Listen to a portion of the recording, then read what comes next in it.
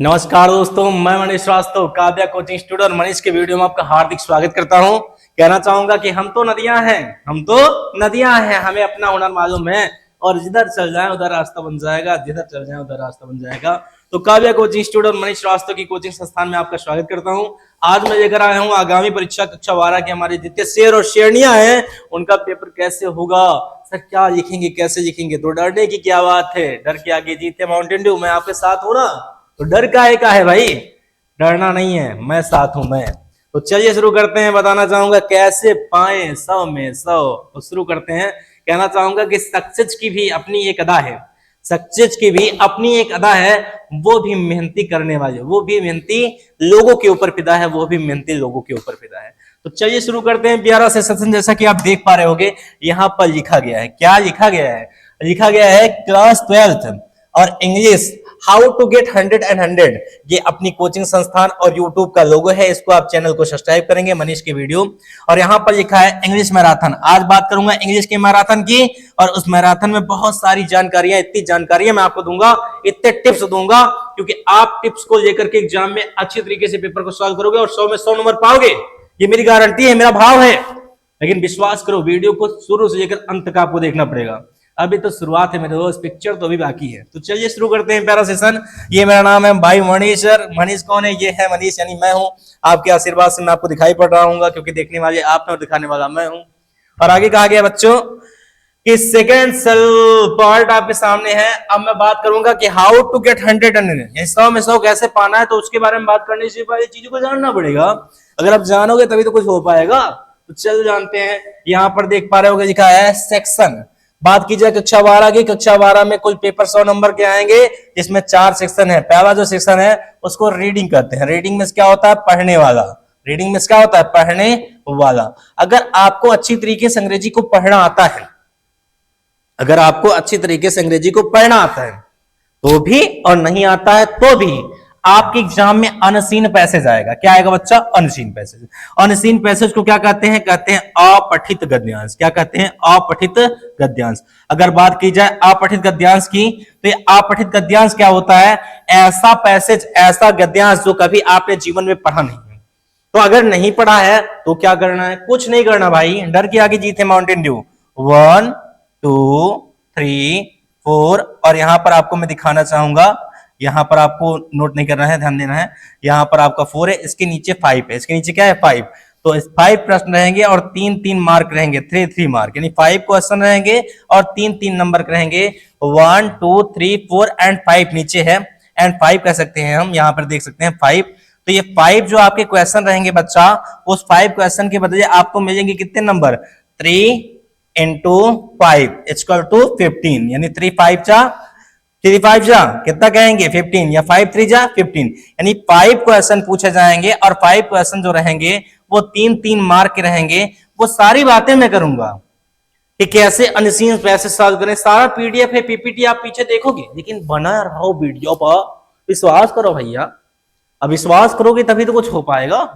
नसीब जिनके ऊंचे और मस्त होते हैं, नसीब जिनके ऊंचे और मस्त होते हैं, इम्तिहान भी उनके जबरदस्त होते हैं, जबरदस्त होते हैं। तो आओ तो बढ़े आगे। तो देख पा रहे हो यहाँ पर 15 मार्क पाने की बात है, यानी अनसीन पैसेज में 5 क्वेश्चन पूछे जाएंगे और 5 क्वेश्चन में प्रत्येक क्वेश्चन 3-3 मार्क रहेगा। तो 3 5 जा 15 या 5 3 जा 15। ये 15 नंबर कैसे पाना है? कैसे पाना है भाई? तो साथ बने रहो, हम विश्वास दिलाते हैं कि हम देंगे 15 नंबर। गारंटी है मेरी, मैं दूंगा 15 नंबर आपको। तो कैसे? आओ आगे बढ़ते हैं ना भैया। तो कहा गया ये पेज नंबर 2 आपके सामने। पेज नंबर 2 में आप देख पा रहे होंगे यहां पर लिखा गया है सेक्शन बी, यानी भाग बी। भाग बी में क्या आता है? राइटिंग। आपने सेक्शन ए में पढ़ा रीडिंग। अगर पढ़ना अच्छा आता है इंग्लिश तो आप पाओगे कितना नंबर? 15 15। और अगर लिखना आता है अंग्रेजी यानी इंग्लिश तो आप पाओगे कितना? 20 नंबर। कितना नंबर? 20 नंबर। 10 + 10 = 15। 10 और 10 मिला के हो गया 20। लेकिन 10 नंबर और 10 नंबर किस चीज का भैया? वो आएगा आपका एस से। एस में क्या होता है? निबंध। क्या होता है? निबंध।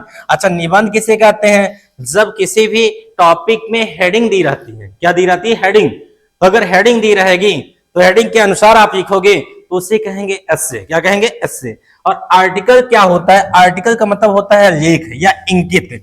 किसी भी पॉइंट पर अगर आपको हेडिंग बनाकर लिखना हो या बिना हेडिंग के लिखना हो तो उसे आर्टिकल कहते हैं। एग्जाम में एस्से भी आएगा, आर्टिकल भी आएगा, और दोनों आएगा, और लिखना आपको एक है, चाहे आप एस्से लिखो चाहे आप आर्टिकल लिखो। लेकिन सबसे पहले आपको स्ट्रक्चर बनाना पड़ेगा। स्ट्रक्चर मैंने संरचना बना करके उसमें कितने पॉइंट हैं उनका डिस्क्रिप्शन करना पड़ेगा, फिर नीचे हेडिंग रहेगी कंक्लूजन। हालांकि जब मैं इसको पढ़ाऊंगा तो बताऊंगा, पर चीजों को जानते रहो कि how we can achieve 10 mark. आप कैसे 10 नंबर पाओगे according to section A B, and how can you achieve 10 mark according to your section B application.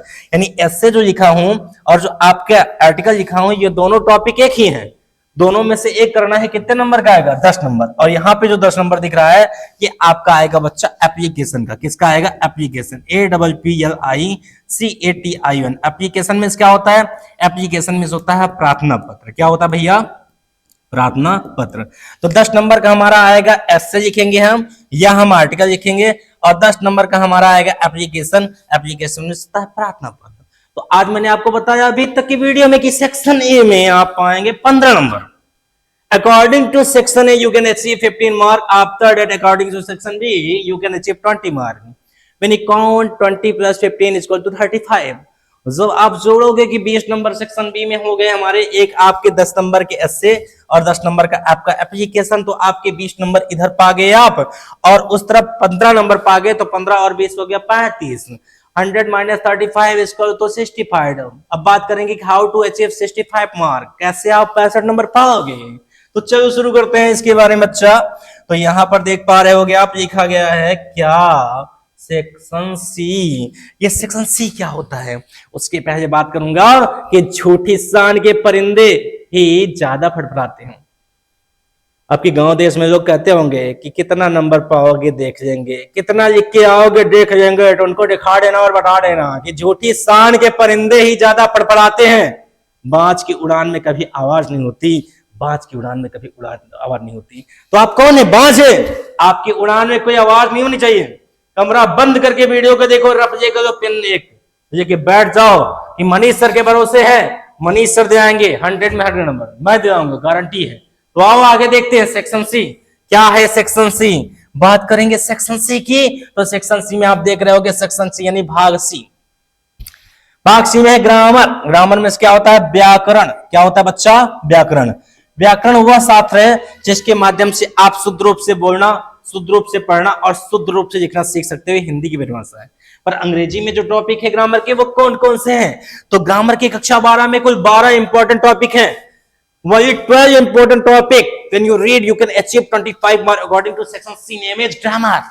अगर आपने ग्रामर की तैयारी कर ली भाई और बहनों, तो आप 25 नंबर पा जाओगे। 25 नंबर बोले तो ग्रामर में आपके 12 टॉपिक ऐसे हैं, यानी 12 टॉपिक हमारे ऐसे हैं जिन 12 टॉपिकों को पढ़ने के बाद 25 मार्क पाने से किसी के पापा आपको रोक नहीं सकते हैं। वो कौन कौन से हैं, आइए उसके बारे में बात करते हैं।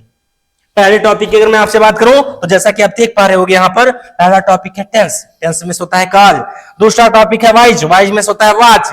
तीसरा टॉपिक है सेनानिम। सेनानिम में होता है पर्यायवाची शब्द। और तीसरा टॉपिक है एंटोनिम। एंटोनिम माने होता है विलोम शब्द।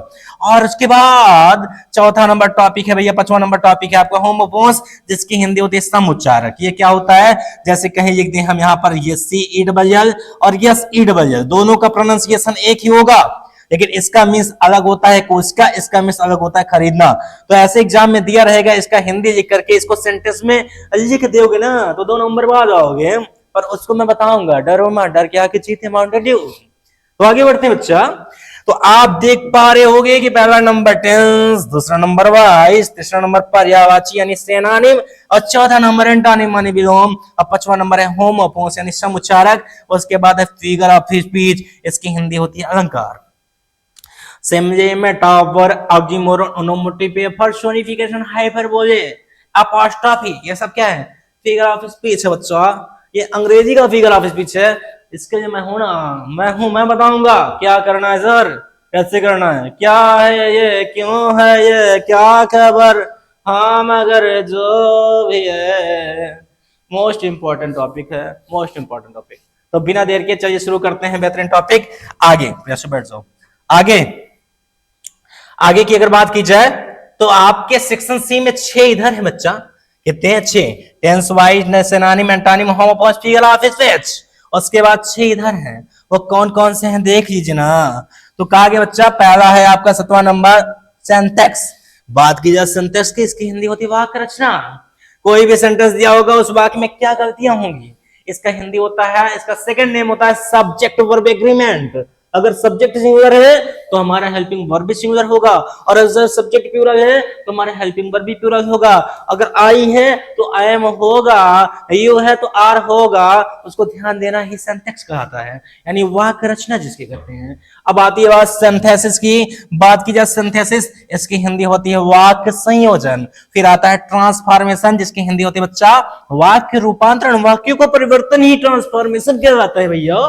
फिर आता है वन वर्ड सब्स्टिट्यूशन, अनेक शब्दों के एक शब्द। फिर आता है आपका आइडम एंड फ्रेजेस, जिसकी हिंदी होती है मुहावरों और लोकोक्तियां।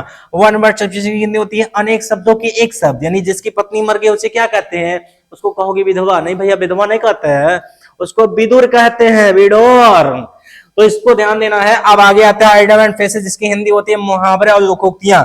बात की जाए मुहावरे और लोकोक्तियां की, तो आप जानते हो 9 2 11 हो जाना, भाग जाना, तो इसको देख करके चोर 9 2 11 होगा। ये कैसे? हिंदी में है। कहाँ है? हिंदी में है। अंग्रेजी में अगर कहा जाए कि life is not bed of रोज, जीवन फूलों की सीज नहीं है, तो इसकी हिंदी होगी नॉट कंफर्ट जोन, आरामदायक देश नहीं है। तो आप इसको वाक्य यूज कर सकते हो। हालांकि टॉपिक पढ़ाऊंगा तो बताऊंगा ना, डरो मत, डर के आगे जीते माउंटेन ड्यू। अब आगे बात करता हूं, इसमें आता है ट्रांसलेशन। कितने नंबर का? 5 मार्क का। आपके 5 नाम मार्क के आएंगे ट्रांसलेशन, ट्रांसलेशन।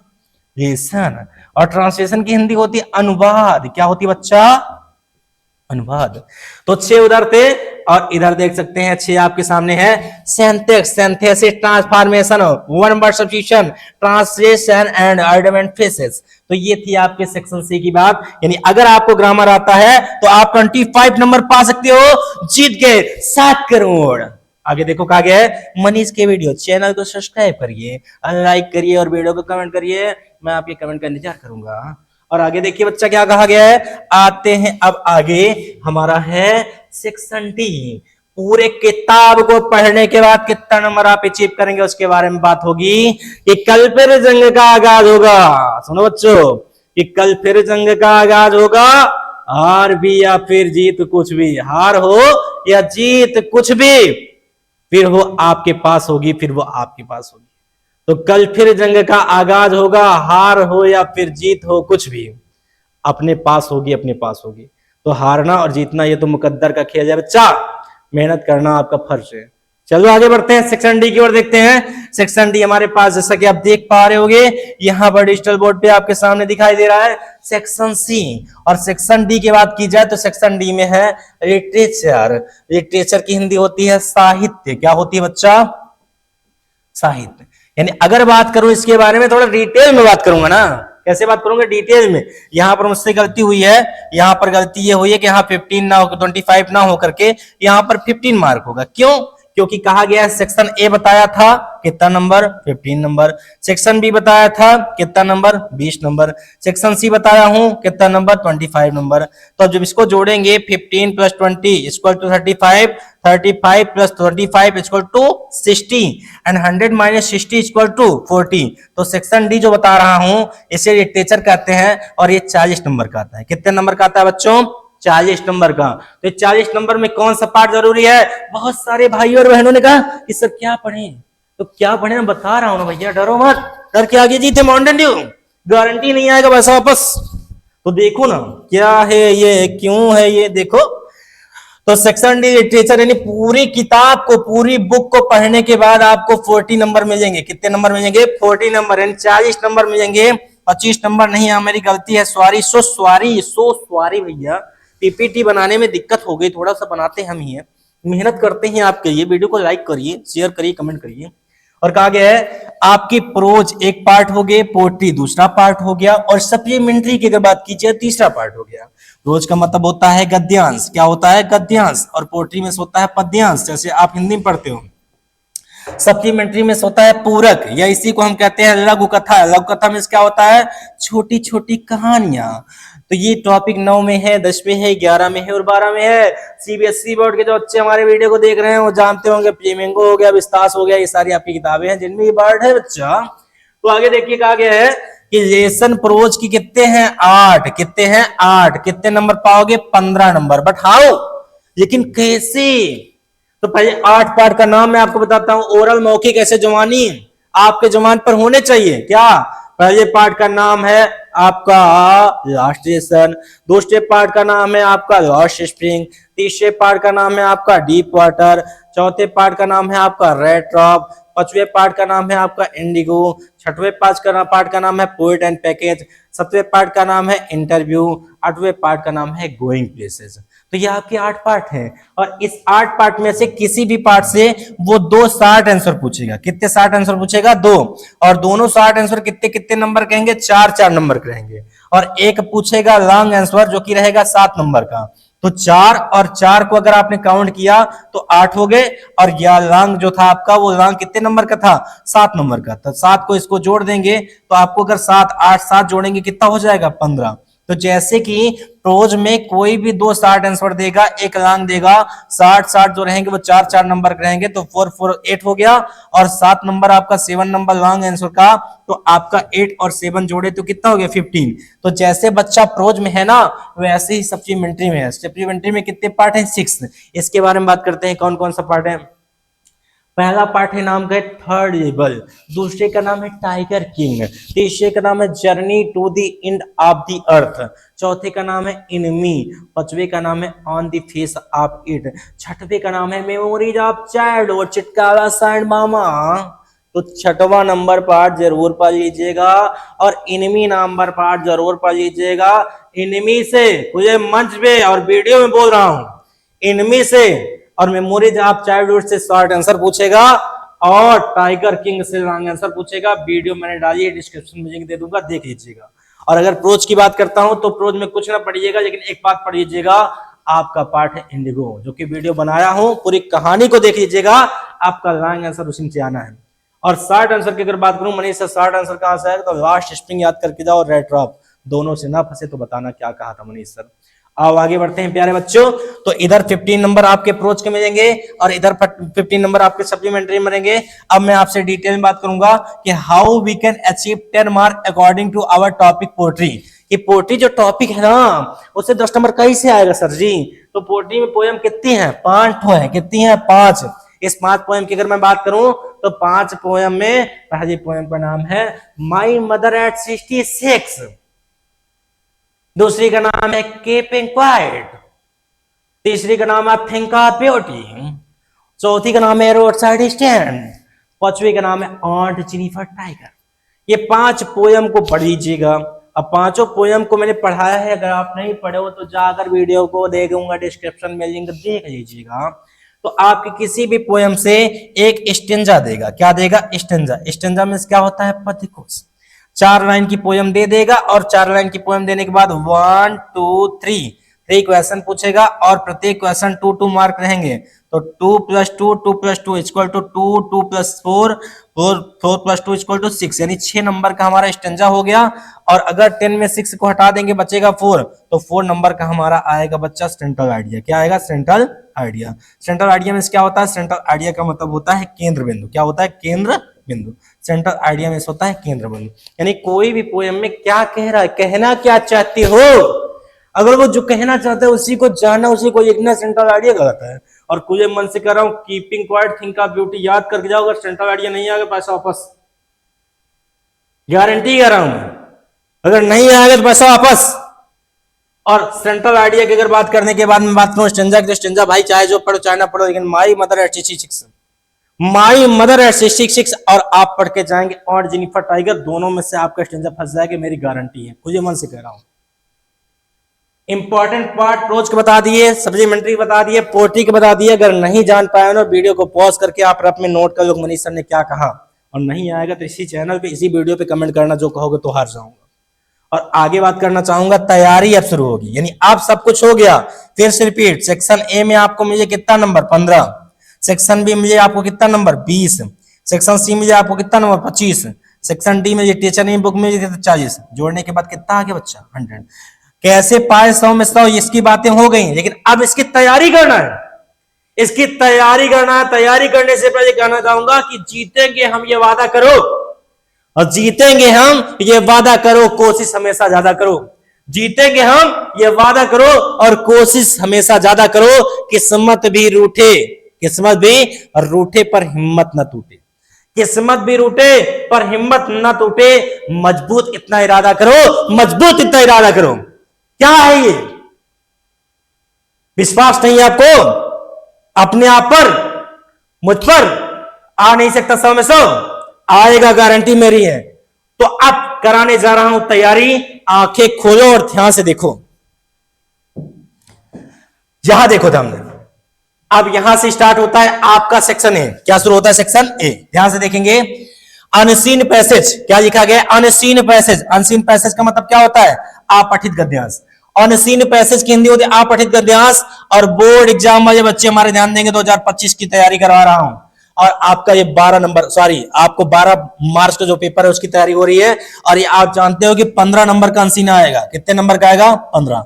और एक नहीं, दो अनसीन पैसेज लेके आया हूं, एक एक मीनिंग के साथ, एक एक क्वेश्चन के साथ, एक एक आंसर के साथ आपके सामने रख रहा हूं। आंखें खोलकर देखो बस, तुम विश्वास रखो मन इस पे। देखो सामने लिखा है भैया, क्या लिखा है? लिखा है कि मोस्ट ऑफ द गर्ल्स, अत्यधिक औरतें या लड़कियां जो हैं बिलोंगिंग संबंध रखती हैं टू पुअर फैमिलीज, गरीब परिवार से। ऐसी बहुत सारी हमारी बहनें हैं जो गरीब परिवार से संबंध रखती हैं। Do not go to school, वो स्कूल नहीं जा पाती इन द रूरल एरियाज। यानी रूरल एरियाज का मतलब क्या होता है? अस्थायी क्षेत्र, जहां पहाड़ होते हैं, जहां पर सुविधाएं नहीं होती हैं, वहां के क्षेत्र में हमारी ऐसी बहुत बहनाएं हैं, जो बहनें हैं जो स्कूल नहीं जा पाती हैं।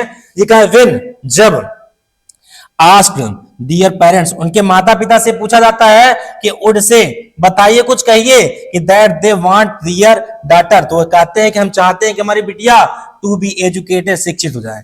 जब उनके माता पिता से पूछा जाता है काहे भैया आपकी बेटियों को पढ़ाते नहीं हो, काहे स्कूल नहीं भेजते हो, उनके माता पिता कहते हैं तो हम चाहते हैं कि हमारी बिटिया शिक्षित हो जाए, पढ़ लिख जाए हमारी बिटिया। पर आगे की कंडीशन क्या है? किस वजह से वो नहीं पढ़ाना चाहते, समस्याएं क्या हैं? कहते हैं कि they stay at home, stay माने ठहरना या रुकना होता है। वे अपने बिटिया को घर पे ही रखते हैं, बिकॉज, क्योंकि डियर पेरेंट्स, उनके जो माता पिता हैं, बिलीव, विश्वास करते हैं दैट की the kind of education, kind माने प्रकार होता है, कि जिस प्रकार की शिक्षा ऑफ द ऑफर इज, उनको दी जाती है, नॉट अप्रिटेड। अप्रिटेड में क्या होता है? देखो मीनिंग नीचे दिया हूं, हर एक चीज बताया हुआ हूं। अगर आपको ना है तो आप चीजों को देख सकते हो, मीनिंग को देख सकते हो कि जो तरीके की उनको शिक्षा दी जा रही, नॉट अप्रिटेड, नॉट उपस्थित, अर्थात उनकी योग्य नहीं है फॉर दियर डॉटर, उनकी बिटिया की। यानी जिस तरीके से उनको शिक्षा दी जा रही है वह शिक्षा उनके काबिल नहीं है, ऐसे माता पिता कहते हैं। और अथवा बिकॉज, क्योंकि दे फील द रिस्क, वे खतरे का महसूस करते हैं, यानी रिस्क का। यानी कभी कभी देखेंगे ना, किसी माता पिता से कहा जाए कि बिटिया कहे पढ़ाते नहीं आप, तो उनकी स्थिति बड़ी खराब रहती भाई। पहाड़ों पर रहने वाले जो व्यक्ति होते हैं, पैसा नहीं होता, बहुत समस्या रहती है, लेकिन वो बहाना करते हैं कि स्कूल में पढ़ाई नहीं होती। और कोई माता पिता पढ़ाना चाहता है तो कहता है कि बिटिया को आने जाने में समस्या है। तो यही बातें भी क्वेश्चन पूछेगा, ध्यान दीजिएगा। अभी क्वेश्चन पूछेगा जब राइटर्स पूछते हैं कि आप अपनी बिटिया को, या पेरेंट्स माता पिता से पूछते हैं कि आप अपनी बेटियों को पढ़ाना क्यों नहीं चाहते हैं, तो बताते हैं बिकॉज, क्योंकि दे फील द रिस्क, वे खतरे का महसूस करते हैं, खतरा समझते हैं। आर टू द ग्रेट, बहुत ज्यादा। दो रिस्क, ऐसा खतरा, आर रियल, जो वास्तव में है। बहन बेटियां स्कूल जाती हैं, वास्तव में रूरल एरियाओं में ऐसा खतरा है, आज भी है।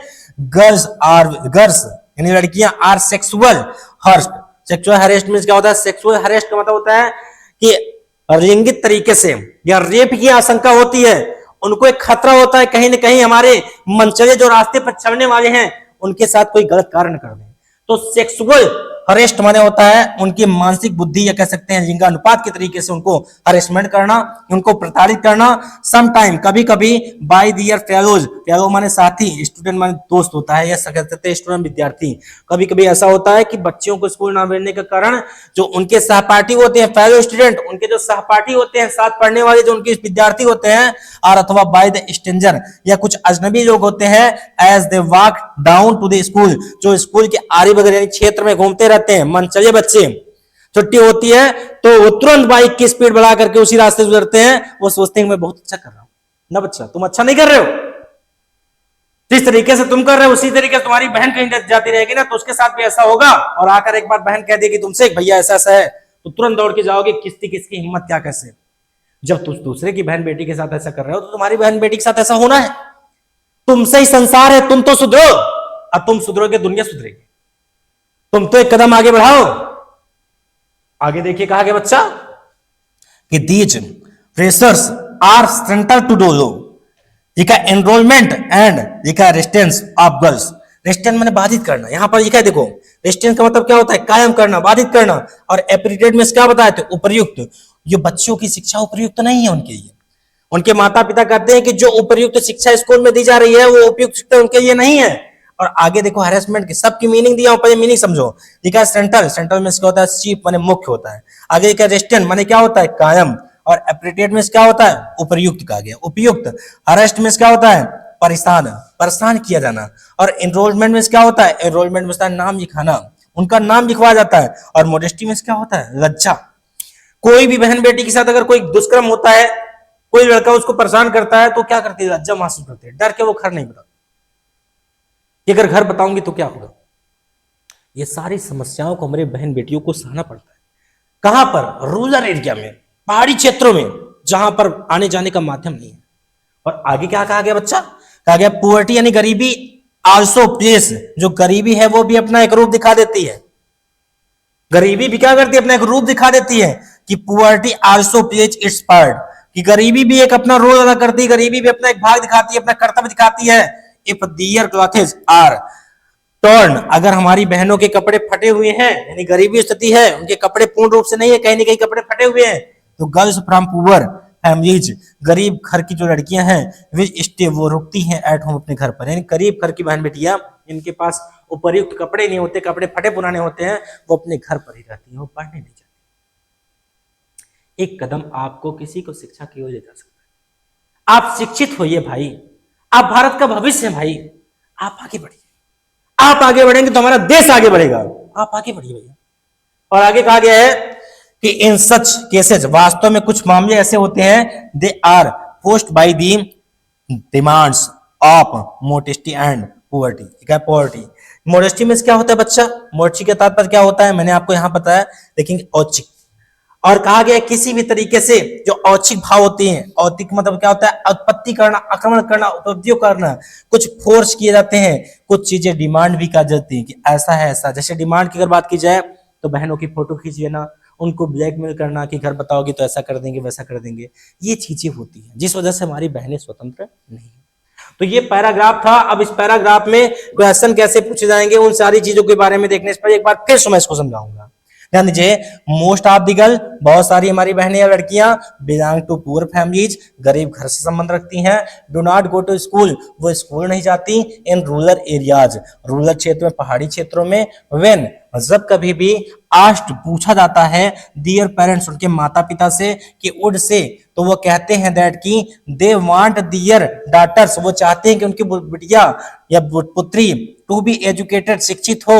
दे स्टे एट होम, वो घर पर ही रहती हैं, बिकॉज, क्योंकि दियर पेरेंट्स, उनके माता पिता बिलीव, विश्वास करते हैं, दैट की द काइंड ऑफ एजुकेशन, कि जिस प्रकार की शिक्षा ऑफ ऑन ऑफर उनको दी जाती है, इज, वो है, क्या है, नॉट, आगे लिखा है एप्रीटेड। एप्रीटेड मींस क्या होता है, उपयुक्त, यानी उनको जिस तरीके से शिक्षा दी जाती है उनके बिटिया को, वो उपयुक्त नहीं है, उपयुक्त नहीं है उनके लिए।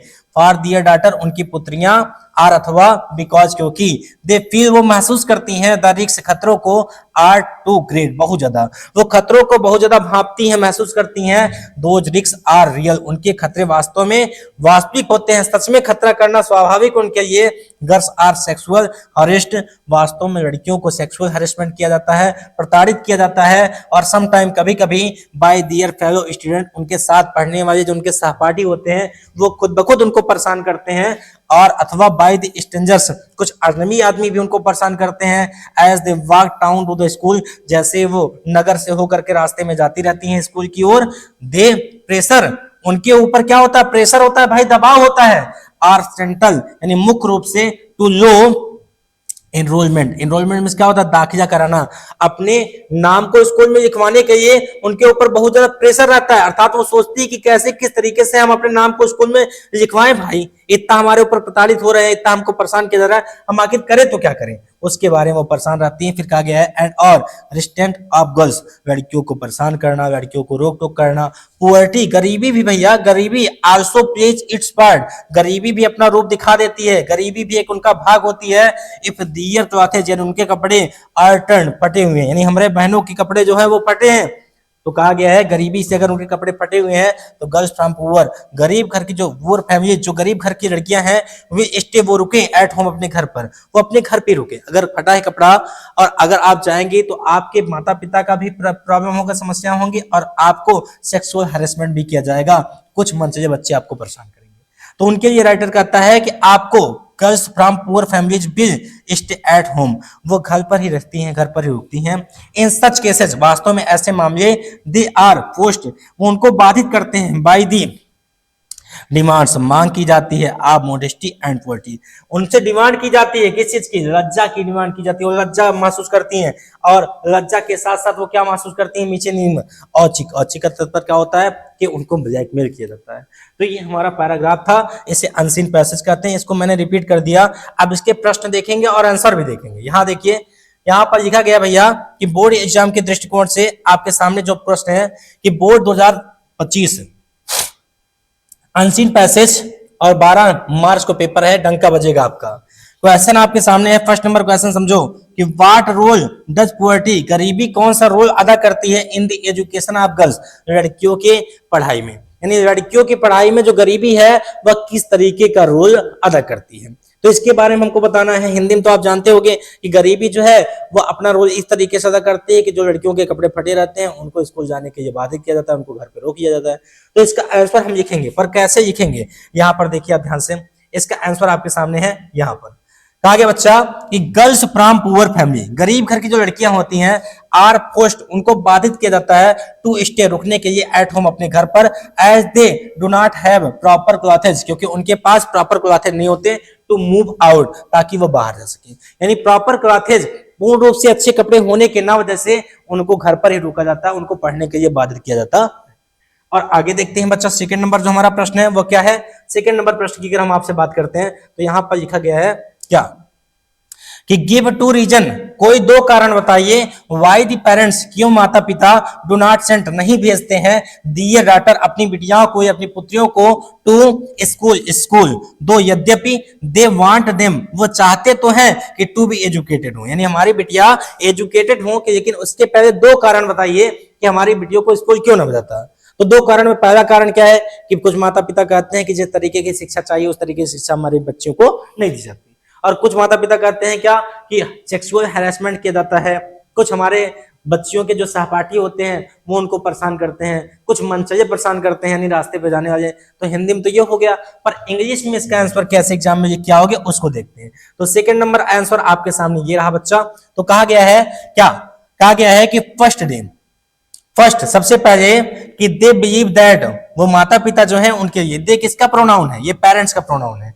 तो दे बिलीव दैट, वो विश्वास करते हैं, द काइंड ऑफ एजुकेशन, उस शिक्षा के बारे में, गिवन इज नॉट सुटेबल, जो उनको दी जा रही है वो सुटेबल शिक्षा नहीं है, फॉर दियर डॉटर, उनकी बिटिया की, यानी उनकी बिटिया, उनकी पुत्रियों के लिए जो शिक्षा उनको दी जा रही है वो सुटेबल यानी व्यवस्थित शिक्षा नहीं है, ऐसा उनका मानना है। दे फील, वे महसूस करते हैं कि it is risky to send their daughter to school, और हमारी बेटियों को स्कूल भेजने में बहुत ज्यादा रिस्क है, और रिस्क तीन चीजों से है। वो तीन चीज कौन कौन सी हम आपको दिखाएंगे और बताएंगे। ऐसे नहीं भैया कि आगरा वहां है, केदारनाथ वहां, ना ना ना, हम आपको ले चल के दिखाएंगे। ले चल के दिखाने का मतलब देखो यहाँ पे कौन कौन सी चीज जो कर रहा है। पहला तो सेक्सुअल हैरेसमेंट हो गया, दूसरा क्या हो गया उनके जो दियर फेलो स्टूडेंट है, तीसरा क्या हो गया स्ट्रेंजर यानी अजनबी as they walk down to school. ये तीन लोगों से बच्चों को खतरा है। पहला तो कारण आपका हो गया कि हमारी बेटियों को उपयुक्त शिक्षा नहीं दी जाती, दूसरा कारण क्या हो गया ये तीन चीजें। तो आप एग्जाम में मैं आशा करता हूं कि आप ये क्या आओगे, छोड़कर नहीं आओगे। मेरा आशीर्वाद आपके साथ है और मेरा विश्वास भी आपके साथ है, क्योंकि आपसे ही मैं हूं, मेरा कोई अस्तित्व नहीं है।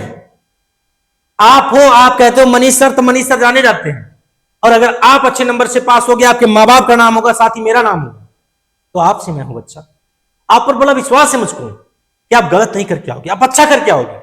और जितना बता रहा हूं, जैसे बता रहा हूं वैसे करो। क्योंकि बार बार नहीं पढ़ना है, क्लास 12 में बार नहीं पढ़ना है, एक बार पढ़ना है, तब गजब का पढ़ना है, तब गजब का पेपर देना है कि मजा आ जाए यार, मजा आ जाए। मुझे भी गर्व हो कि मेरे भाई बहन है, मुझे भी फर्क ये मेरे भाई बहन।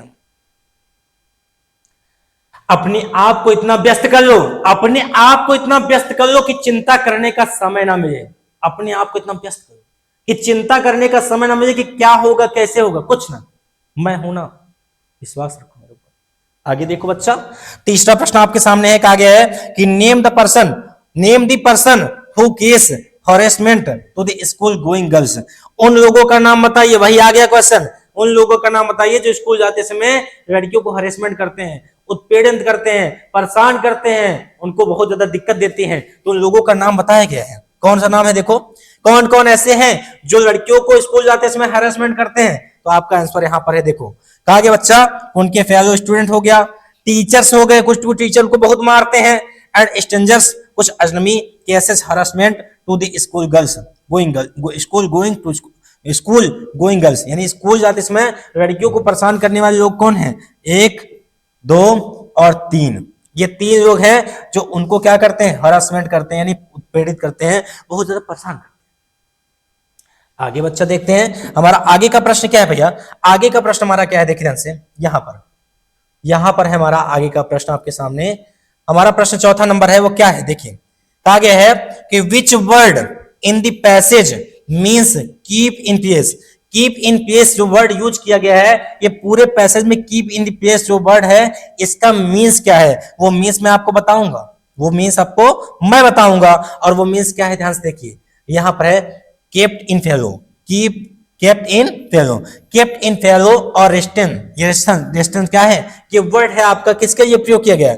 ये वर्ड उपयुक्त किया गया बच्चा आपके इस वर्ड के लिए, कीप इन प्लेस के लिए। किसके लिए? Keep in the place. अच्छा थोड़ा ध्यान से देखो कि कीप इन द प्लेस के लिए आपके, कीप इन द प्लेस के लिए आपके कौन सा वर्ड यूज किया गया? Kept in fellow. आखिर ये क्यों किया गया है और उसके बगल में एक मीनिंग है, उसका क्या मीन्स होता है, थोड़ा ध्यान देखेंगे।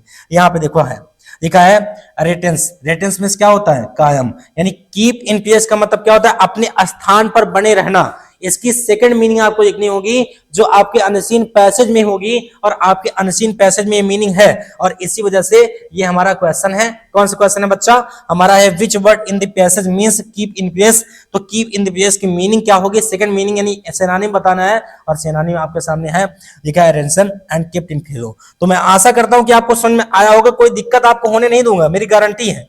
और आगे बच्चा देखिए लिखा है कि give a suitable heading to the above passage. इस पैसेज को जो हमने अभी पढ़ाया है, इसमें आपको सुटेबल हेडिंग देनी है। ऐसा कोई वर्ड दीजिए जो इसके लिए अनसीन पैसेज के उपयुक्त हो। जैसे गदर मूवी देखते हैं, तो गदर मूवी में क्या होता है? सनी देओल जाता है पाकिस्तान और जाकर के अपनी पत्नी मीसा पटेल को लेकर आता है, तो उसमें गदर होता है, मारपीट होती है ना। तो ऐसे यहां पर लड़कियों की शिक्षा के बारे में बात की गई है। तो कोई भी ऐसी बात, कोई भी ऐसी पॉइंट, कोई भी ऐसी टाइटल बताइए जो शिक्षा के लिए, लड़कियों की शिक्षा के लिए बहुत ज्यादा उपयुक्त हो, यानी बैठ जाए, ऐसा कोई टाइटल देना है। और टाइटल कैसा होना चाहिए? सूटेबल होना चाहिए। तो हमारा टाइटल आपके सामने यहां पर रहा, ये रहा आपका आंसर। देखिए लिखा गया है कि एजुकेशन ऑफ गर्ल्स, यानी education of girl, the education of girl, या आप इसके जगह लिख सकते हैं freedom of education of girl, यानी लड़कियों की स्वतंत्रता और शिक्षा का अधिकार। ये आपका एग्जाम में आने वाला प्रश्न था, और इसी तरीके से आपको आंसर करना है। मुझे आशा है कि आपके सामने जो अनसीन पैसेज नंबर फर्स्ट है, इसमें आपको समझ में आया होगा। यहाँ उपयुक्त मीनिंग दी गई है, और इसके सेकंड पेज पे मैंने आपको 5 प्रश्न दिए हैं, और 5 क्वेश्चन आपके 3-3 मार्क के रहेंगे, और 5 क्वेश्चन के साथ साथ आपके 5 क्वेश्चन के आंसर भी यहां पर मैंने डिनोट किए हैं। आशा करता हूं कि आपको समझ में आया होगा। अब आगे आता है अनसीन पैसेज नंबर सेकंड, और देख लो मेरे भाई, कसम बता रहे, एक बार देख लिए ना तो दोबारा देखने की आवश्यकता नहीं पड़ेगी यार, एक बार देख लो भैया। तो कहा गया यहां पर सेकंड नंबर है अनसीन पैसेज, वो क्या है?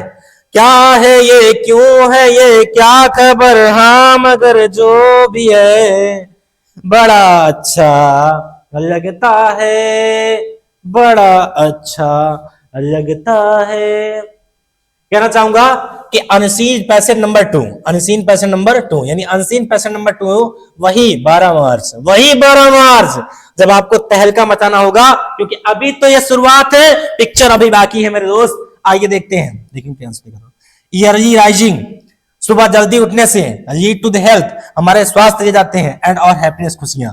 अगर सुबह उठेंगे तो हमारा स्वास्थ्य अच्छा रहेगा और हम खुश भी रहेंगे बच्चा। द मैन, आदमी, हु राइजेस, जो उठता है लेट, देरी से, जो आदमी देरी से उठता है, कैन हैव इट, थोड़ा ध्यान से देखेंगे, क्रॉप करें इसको, जूम इन जूम आउट कर दें क्योंकि दिक्कत हो रही है बच्चों को, साफ दिखाई नहीं पड़ रहा होगा, मैं समझ सकता हूँ चीजों को, तो आपको थोड़ा सा अच्छे दिखे ना, बढ़िया दिखे, क्योंकि मेहनत हुई है भाई, तो किसके लिए? आपके लिए। अगर आपको देखेगा ही नहीं तो मीन्स क्या रह जाएगा भाई? किसके लिए है ये? आपके लिए, आपके लिए भैया। तो देखेंगे क्या गया है कि early rising leads to health, सुबह उठने से हमारा स्वास्थ्य ले जाता है, यानी स्वास्थ्य हमारा अच्छा होता है, एंड हैप्पीनेस, और हमें खुशियां मिलती हैं। द मैन, आदमी, हु राइजेस लेट, जो देरी से उठता है, can have a little rest, वो थोड़ा सा आराम करना चाहता है इन the course of the day, दिन में। अगर आप चाहो ना तो मम्मी कहती है भैया उठ जाए राजा, ए बेटे, ए बेटी उठ जा, माँ भैया उठ जा, तो कह मम्मी रह जा, ठंडी बहुत है, ऐसा ना करो भैया, उठ जाओ। और अगर आप चाहोगे ना तो rest in the course of day, दिन में आराम कर लोगे 10-15 मिनट, आधा घंटा, 1 घंटा, 2 घंटा, लेकिन जब सब उठ गए हैं ना तो आपको उठ जाना चाहिए। क्योंकि किसी के यहाँ जाओगे रिश्तेदारी में तो वहां अगर कोई बिस्तर से उठ गया तो आप बिस्तर पर लेटे रहते हो, क्या नहीं उठ जाते हो ना? क्योंकि वो उठ गया भाई तो तुमको उठना पड़ेगा ही। वैसे अपने घर पे अपना बिस्तर उठाओ, खुद उठ जाओ, नित्य क्रियाएं करो, पूजा कर लो, नहा के तैयार हो जाओ, कोचिंग जाओ, स्कूल जाओ, तैयारी करो, आगे बढ़ो। दिन का समय बहुत अच्छा होता है, दिन का समय वरदान की तरह होता है। आप देखते होगे कि आपकी आंखें 3 से 4 बजे के बीच में ऑटोमेटिक खुल जाती है, फिर आप बंद कर देते हो। फिर 3 से 4 बजे के बीच में जो है ना वो दैवी शक्तियां होती हैं जो आपको जगाती है कि जाग जा, कुछ कर ले, जो जागा वो पाया, जो सोया वो खोया, तो जाग के कुछ करना है।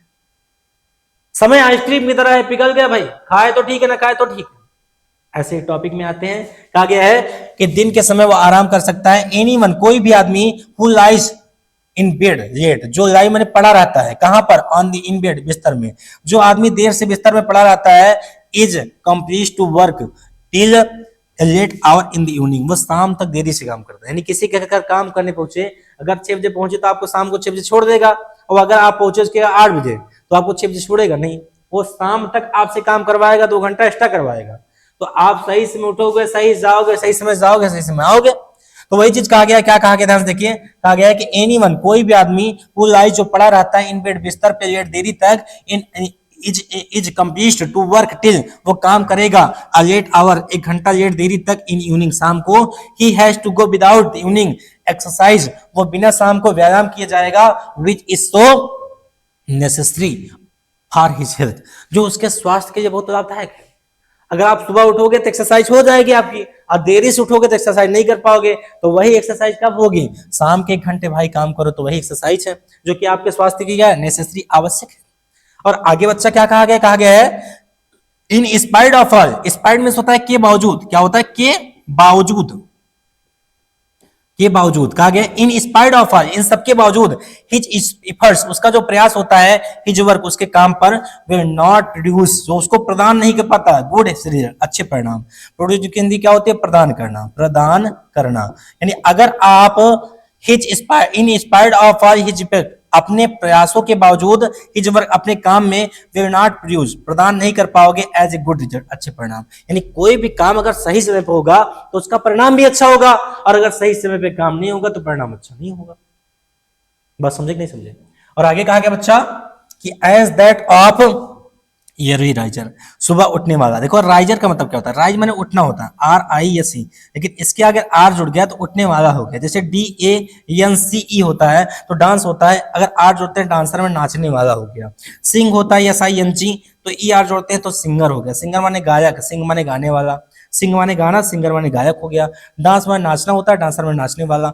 राइज माने उठना, राइजर में उठने वाला। तो जो भैया ER होता है, इसको जोड़ने के बाद मीनिंग चेंज हो जाती है। और लिखा है द रीजन फॉर दिस, इसका कारण इज दैट, यह है कि he can not take advantage, वो साहस नहीं कर पाता। एडवांटेज माने बढ़ना, आगे साहस करना, ऑफ द रिफ्रेशिंग, अपने आप को ताजगी प्रदान करने में, hours of the day, morning, सुबह। यानी सुबह अगर देर से उठेंगे तो वो ऊर्जा, वो उत्साह, वो एनर्जी आपके अंदर नहीं रह जाएगी। और अगर सही समय पर उठेंगे, नहाएंगे, एक्सरसाइज करेंगे, व्यायाम करेंगे, कपड़े को प्रेस करके ड्रेस को पहनेंगे, टाई लगाएंगे, आई कार्ड, तो ऑटोमेटिक आपके अंदर एक दैवी शक्ति प्रदान होगी कि यार मैं कुछ करूंगा, आज पूरे दिन में मैं कुछ करूंगा, अच्छा करूंगा। पर अगर आप ऐसा नहीं करोगे तो आप अपने आप को एडवांटेज नहीं कर पाओगे और रिफ्रेश नहीं कर पाओगे और पूरा मॉर्निंग का समय आपका आवर्स खराब हो जाएगा। समझे? आगे कहा गया बच्चा कि सेवरल ग्रेट थिंकर, बहुत सारे महान विचारक से दैट, ये कहते हैं कि द क्वाइट आवर, शांति का जो समय होता है, आप मिडनाइट, रात में होता है। काफी जो लोग थिंकर होते हैं, अच्छे विचारक होते हैं, उनका मानना है कि रात का जो समय होता है वो अच्छा होता है। किस लिए? इज द बेस्ट टाइम, बहुत अच्छा समय होता है फॉर वर्किंग, काम करने का। जो रात का समय होता है वो काम करने का बहुत अच्छा समय होता है। और रात में हमारे ऐसे भाई बहन हैं जो लखनऊ, दिल्ली, कानपुर, अहमदाबाद, गुजरात, कहीं बड़े बड़े शहर में रहते हैं, उनके ऊंचे ऊंचे सपने हैं जीवन में कुछ करने के, तो दिन भर रिक्शा चलाते हैं, ई रिक्शा, कोई पेपर बेचता है, कोई चना बेचता है, दिन भर काम करते हैं और रात में पढ़ते हैं। इतनी परिस्थितियों, बुरी बुरी परिस्थितियों को देख देख करके हमारे भाई बहन जीवन में आगे बढ़ रहे हैं। मैं क्या आपको बताऊं? तो आपको क्या है यार भाई, आपके मम्मी पापा सब कुछ दे दिए हैं आपको। 12 का पेपर है, कक्षा 12 का सर पे है, 12 मार्च को आपका पेपर है अंग्रेजी का। नहीं छूट जाते? काहे नहीं जुट जाते हो? काहे नहीं दिल से पढ़ लेते हो भाई? पढ़ लो बाबू, पढ़ लो यार। आगे देखिए कहा गया है कि सेवरल ग्रेट थिंकर, अनेक अच्छे विचारक, महान विचारक से कहते हैं दैट की द क्वाइट आवर, जो शांति का समय होता है, आप मिडनाइट, आधी रात को होता है, इज बेस्ट टाइम, ये सबसे अच्छा समय होता है फॉर वर्किंग, काम करने के लिए। इट की हिंदी होती है फिर भी। क्या होती है? फिर भी। फिर भी क्या कहा गया है? फिर भी। यहां देखेंगे ध्यान से, एट फिर भी, इट इज टू, यह सच है कि टू से कहना दैट की फ्यू मेन, मेन क्या है? प्यूरल है, और यम ए एन होता है, यम ए एन माने सिंगुलर होता है, और यम ई एन जो होता है वो प्यूरल होता है, क्योंकि मेंस कभी नहीं दिखते हैं। तो यहाँ लिखा है फ्यू, फ्यू माने कुछ होता है, तो कुछ, फ्यू मेंस, कुछ आदमी हैव अ क्लियर ब्रेन, उनका मस्तिष्क क्लियर होता है, उनका विचार क्लियर होता है, उनके एम क्लियर होते हैं, उनके लक्ष्य क्लियर होते हैं, उनको क्या करना है वो क्लियर होता है। तो कहते हैं कि कुछ आदमी जिनके क्लियर ब्रेन, साफ मस्तिष्क होता है, आप मिडनाइट, आधी रात को, व्हेन दी बॉडी नीड, जब शरीर को आवश्यकता होती है रेस्ट, आराम करने की, एंड स्लीप, सोने की, जब शरीर को सोने के और आराम करने की आवश्यकता होती है तो क्या करते हैं? अपने मस्तिष्क को काम में लगा देते हैं। आपको बताना चाहेंगे कि समय एक ऐसी चीज है, समय को जितना आराम से काटोगे, समय भी आपको उतना आराम से काटेगा। तो समय रहने पे मेहनत करनी पड़ेगी भाई। अगर सोने को कर रहा है तो सोना, अगर मन की मानेंगे तो कैसे हो पाएगा? मन को हम मनाएं कि यार 2 घंटा पढ़ो, तीसरा घंटा पढ़ेंगे नहीं, तीसरा घंटा कुछ खेलेंगे, रील्स देखेंगे, कुछ करेंगे, मनीष सर का वीडियो देखेंगे, चलो यार पढ़ लेते हैं। तो मन को मनाओ कि कल छुट्टी है, आज पढ़ो, कल नहीं पढ़ेंगे। मन को मनाओ अपने। 2 घंटा बीते, फिर कहो यार आधा घंटा और पढ़ना, एक क्वेश्चन याद करना, लिख लेते हैं, उसके बाद चाहे जो कहोगे वो करेंगे। किसको? मन को मनाओ, अपने मन को समझाओ। अपने मन को बस में नहीं कर सकते, आपका मन आपके बस में नहीं रह सकता, कैसे हो पाएगा भैया? विकल्प बहुत मिलेंगे मार्ग भटकाने के लिए, विकल्प बहुत मिलेंगे मार्ग भटकाने के लिए, संकल्प एक काफी है मंजिल तक जाने के लिए, संकल्प एक काफी है मंजिल तक जाने के लिए। तो संकल्प लीजिए कि मुझे मंजिल तक जाना है। आगे देखते हैं बच्चा, कहा गया है कि दोज हु वर्क, जो वह आदमी जो काम करता है एट दैट टाइम, उसमें, यानी आधी रात को जो आदमी काम करता है, सून रूइन, वो विनाश कर लेता है, डियर हेल्थ, अपने स्वास्थ्य को। आगे लिखा है बाई हेल्थ मस्ट, क्योंकि शरीर का आवश्यक होना, स्वस्थ का आवश्यक होना रहना बहुत जरूरी है इन द लॉन्ग रन, लंबे समय के लिए, लंबे समय के लिए अपने स्वास्थ्य का सही रहना बहुत जरूरी है। क्योंकि अगर हमारा स्वास्थ्य खराब हुआ तो हमारा कुछ खराब हुआ, पैसा आपका को चोरी हो गया, गुम हो गया, कुछ हो गया, कम ज्यादा हुआ, ऊपर नीचे, कुछ नहीं गया। स्वास्थ्य खराब हुआ, कुछ खराब हुआ, और कैरेक्टर अगर आपका खराब हो गया या मेरा खराब हो गया ना भैया, तो कैरेक्टर खराब हुआ तो सब कुछ खराब हो गया। कैरेक्टर एक सफेद दुपट्टे की तरह होता है, अगर उस पर दाग लग जाए छूटता नहीं है। तो अपने कैरेक्टर को आप बना के चलिए, मेंटेन रखिए कि ऐसा कोई कार्य नहीं करना है जिस कार्य से मनीष सर का और अपने माँ बाप का चेहरा और उनका सर झुकना पड़े। आगे देखिए बच्चा क्या कहा गया है कि हैव अ बैड इफर्ट्स, एक बुरा प्रभाव पड़ता है of the quality of their work, उनके काम पर, उनके काम पर, उनके स्वास्थ्य का बहुत ही बुरा प्रभाव पड़ता है। कौन? जो रात में समय से सोता नहीं है, समय से कोई चीज नहीं करता, समय से उठता नहीं है, उसके स्वास्थ्य पर उसका प्रभाव पड़ेगा। स्वास्थ्य पर अगर प्रभाव पड़ेगा तो आपको छुट्टी लेनी पड़ेगी अपने काम पर जाने के लिए। तो ये था आपका अनसीन पैसेज, जो कि समझ में आया होगा। आइए देखते हैं इसका प्रश्न बच्चा।